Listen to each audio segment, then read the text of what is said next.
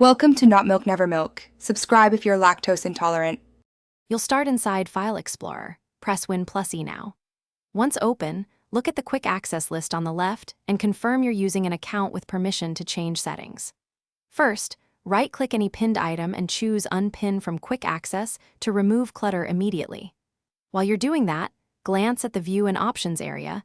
This prepares you to change the privacy settings that control Quick Access behavior next, so make sure the window stays focused. Once done with unpinning, click the three-dot menu in File Explorer's toolbar and choose Options to open Folder Options. In the General tab, you'll see Privacy Controls.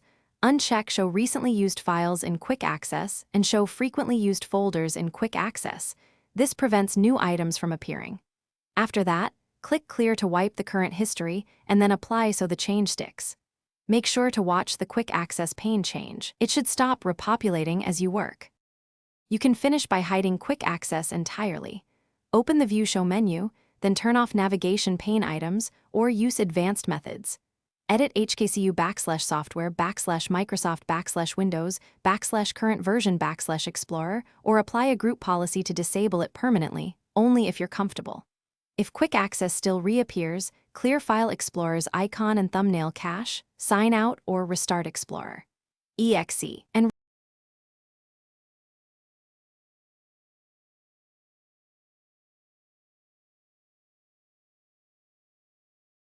Thanks for watching. If this was helpful, leave a like and consider subscribing. See you next time.